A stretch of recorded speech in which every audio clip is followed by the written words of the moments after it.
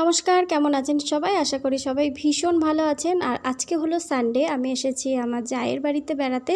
আর দিদি কিন্তু চিকেনটা ভীষণ টেস্টি রান্না করে, তো সেই রেসিপিটাই আজকে আপনাদের সঙ্গে শেয়ার করছি। একটু কত দিলে তাড়াতাড়ি সিদ্ধ হয়ে যেত। এই কয়লার তো সিদ্ধ হতে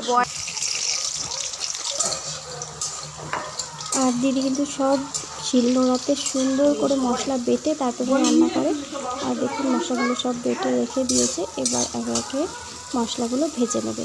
প্রথমে দিয়েছে কুচনো পেঁয়াজ, এবার বেটে রাখা মশলা দিয়ে দিল রসুন, আদা আর জিরে বাটা।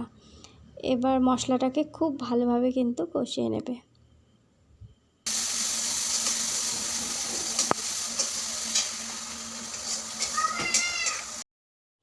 মশলাগুলো কষানো হয়ে গেছে, এবার এর মধ্যে চিকেনগুলো অ্যাড করে দিল। এবার চিকেনটাকে কষিয়ে নেবে কিছুক্ষণ। আর এটা কিন্তু যেহেতু কয়লার চিকেন, তার জন্য কিন্তু সেদ্ধ হতে অনেকটাই সময় লাগবে। ওই জন্য গ্যাসের ফ্লেমটা মিডিয়ামে রেখে কিন্তু প্রায় 30 থেকে 40 মিনিট মতো কষিয়ে নেবে।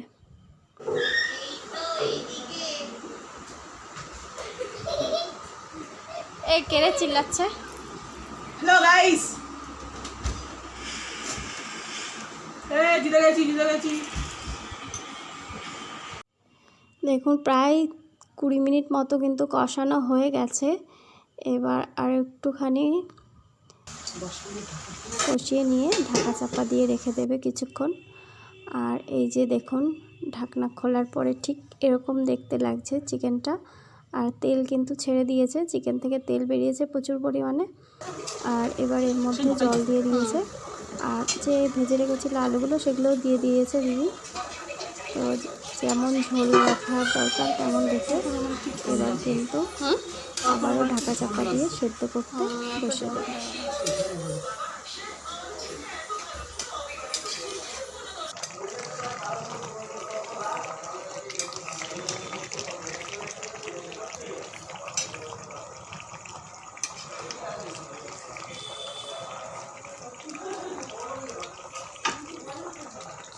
ব্যাস চিকেন একদম রেডি। এবার আমরা খেতে বসে গেছি। আর সত্যি বলছি চিকেনটা কিন্তু ভীষণ টেস্টি হয়েছিল। তো আপনারাও এইভাবে ট্রাই করতে পারেন। তো আজকের মতো ভিডিওটা এখানেই শেষ করছি।